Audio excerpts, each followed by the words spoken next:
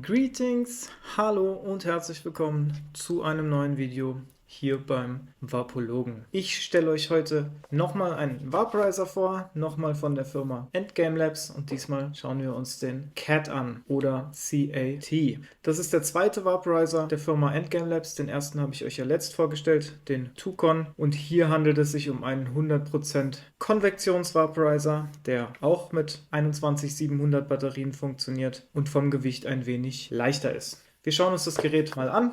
Wir sehen offensichtlich einen Button. Wir haben hier oben einen integrierten Wasserpfeifenadapter, wie wir es auch beim Tucon hatten. Allerdings ist das nur ein 14 mm Wasserpfeifenadapter.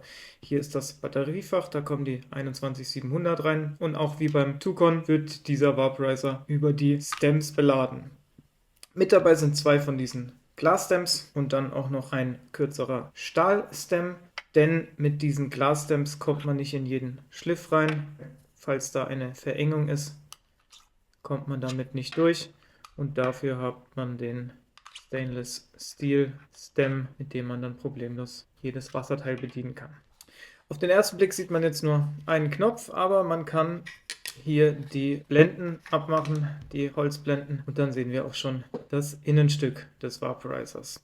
Das Gerät hat einen USB-C-Anschluss, aber wir können es leider genau wie auch den Tucon nicht während dem Laden benutzen. Das heißt, wenn wir das Gerät laden, dann muss es liegen oder wir benutzen externe Ladegeräte. Hier sehen wir schon die Heizeinheit. Ich würde sagen, das ist ein Halb-Ball-Vape, denn es handelt sich hier um eine Drahtspule, auf die Rubinkugeln aufgefädelt sind, und in der Mitte haben wir noch eine reine Drahtspule. Über 5 Klicks machen wir das Gerät an, und dann haben wir auf der Seite hier das Display und die Plus- und Minus-Tasten.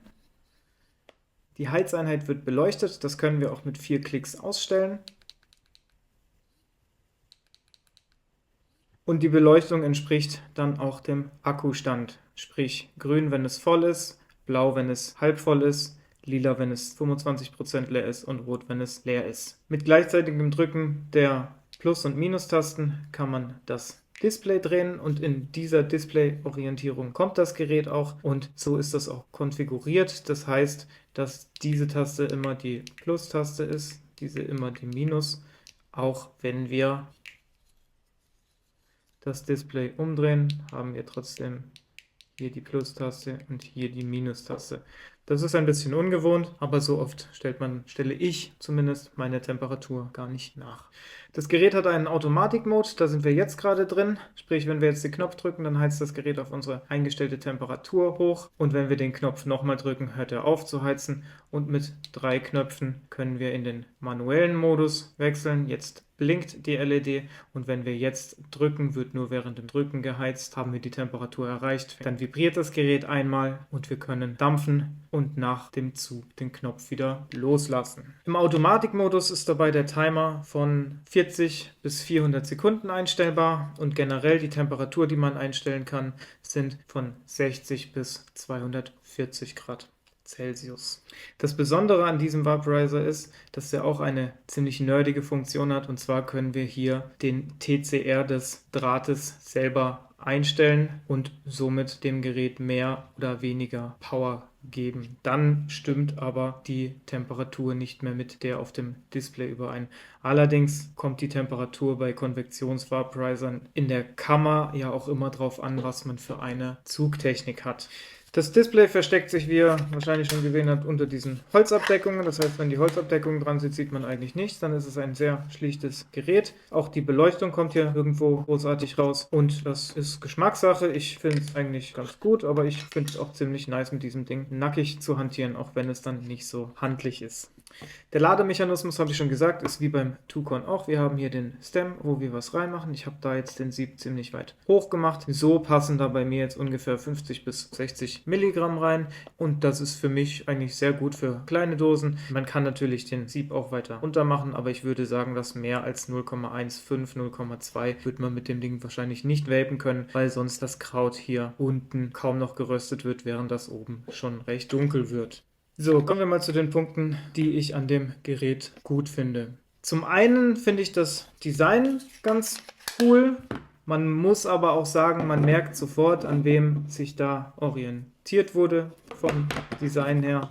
Das ist ganz klar offensichtlich. Mir gefällt auch das klobige Design irgendwie. Das ist nicht jedem sein Geschmack, auch wenn es nicht gerade so ergonomisch ist. Irgendwie, weiß nicht, ist ein bisschen ein Hingucker, aber vor allem gefällt mir dieser Look. Das sieht schon sehr ausgefuchst und nerdy aus. Theoretisch könnte man sich das Ding sogar individualisieren, wenn man sich hier noch eigene Platten macht, je nachdem wie handwerklich begabt man ist. Das ist auch ganz geil. Es gibt ja auch beim Tynimite Leute, die sich hier ein komplettes neues Gehäuse aus einem anderen Holz gemacht haben oder das verziert haben und so weiter. Dann kommen wir mal zur Performance. Da muss ich sagen, ich habe schon relativ lange gebraucht, bis ich damit gute Ergebnisse erzielen konnte. Es lag aber auch unter anderem daran, weil ich das Teil echt sehr mit dem Tynimite verglichen habe und auch versucht habe, mit einer Tynimite Zugtechnik da ranzugehen, bei der ich eine Bowl mit einem Zug wegziehe, was hier allerdings nicht so gut klappt. Also der Tynimite ist definitiv ein Ripper und das ist, obwohl er Konvektion ist, doch schon eher ein Zipper. Also eher was man langsam zippt und nicht auf 1 wegkriegt. Obwohl die Bowl so klein ist, würde ich sagen, kriegt man die nicht auf 1 gut weg.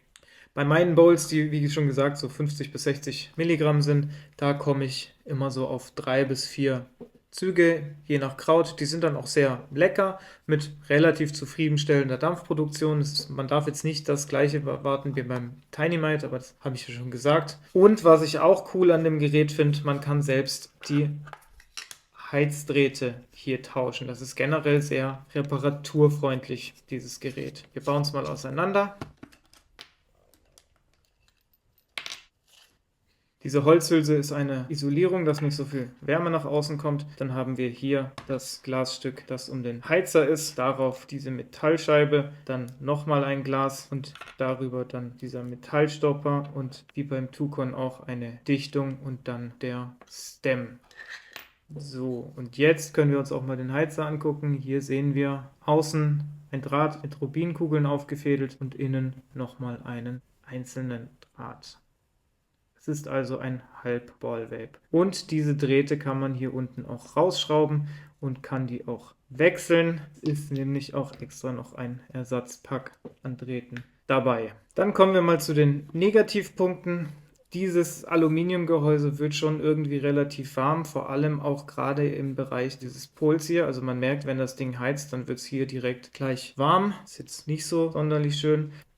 Dann muss ich sagen, dass leider die Röstung von Hause aus in diesem Stem ziemlich ungleichmäßig ist. Da ist genau in der Mitte ist so ein Hotspot und ganz außen kann es noch ziemlich grün sein. Das habe ich ein bisschen damit gelöst, dass ich in dieses Ding hier einen Deckel einer Dosing Cap und nochmal einen Sieb drüber gestülpt habe. Dadurch wird die Hitze ein bisschen besser verteilt. Genau das gleiche hat nämlich auch Tynimite vom Tynimite 1 zum Tynimite 2 verändert. Wir können nämlich sehen, hier können wir direkt in den Heizer gucken, während wir hier beim Tynimite auch erstmal noch ein Sieb sehen. Und das hat unter anderem dazu geführt, dass von hier der Hotspot in der Nachfolgergeneration nicht mehr so vorhanden war und das Kraut im Tynimite 2 im Vergleich zum Tynimite 1 wesentlich gleichmäßiger geröstet wird. Was ich auch komisch an dem Gerät finde, ist, dass es mir relativ oft, obwohl die Batterien voll sind, erstmal signalisiert, dass die Batterien leer wären. Also ich mache das Gerät an, die Batterien sind voll, dann drücke ich auf Heizen, dann geht das Gerät erst einmal aus und wenn ich es dann nochmal anmache und wieder heizen will, dann funktioniert es. Dann muss ich auch sagen, dass ich euch leider nicht wirklich sagen kann, wie viele Bowls ich mit diesem Vaporizer mit einer Batterieladung vapen kann, weil das irgendwie immer unterschiedlich ist und teilweise das Gerät schon sagt, ich kann nicht mehr weiter vapen, obwohl die Batterie auf dem Gerät noch 2 Striche anzeigt. Das ist irgendwie komisch. Und als letzten Punkt habe ich noch, dass hier genau wie beim Tukon auch relativ viel Glas verbaut ist, was das Gerät halt auch nicht sonderlich sturzsicher macht. Von diesen Gläsern ist auch kein Ersatz dabei, das heißt, da müsste man sich dann erstmal welches kaufen. Das wäre vielleicht ganz cool, wenn da immer Ersatz dabei ist. Ist aber beim Tukon auch nicht dabei gewesen. Und von daher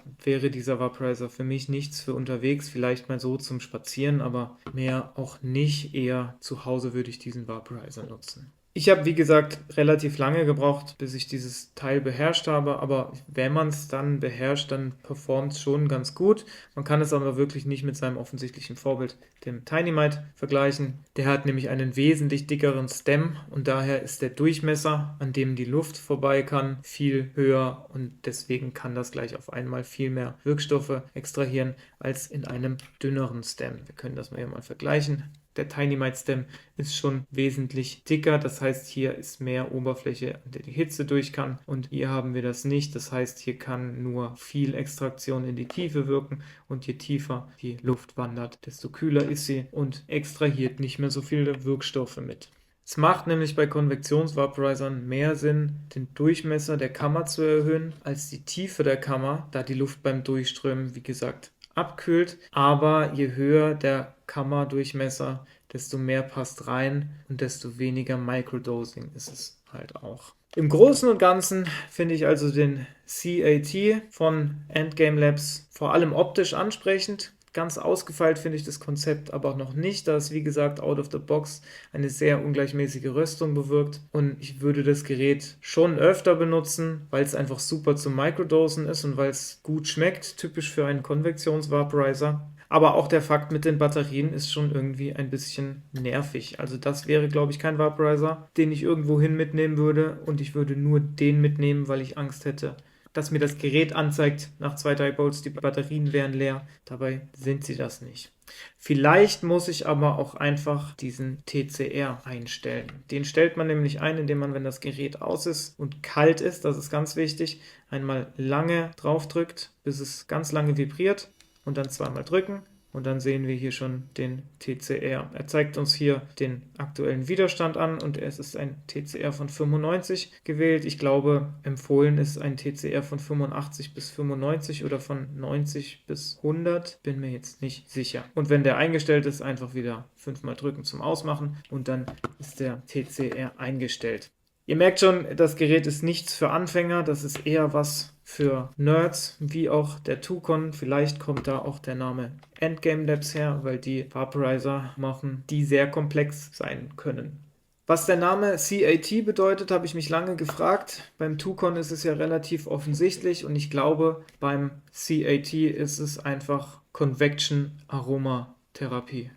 Kennt jemand von euch das Gerät? Hat das vielleicht auch jemand von euch und kann mir was zu der Performance sagen? Ob das bei euch auch mit der Batterie so komisch ist? Wenn ja, schreibt es in die Kommentare. Ich wünsche euch was, Leute. Macht's gut. Bis zum nächsten Mal.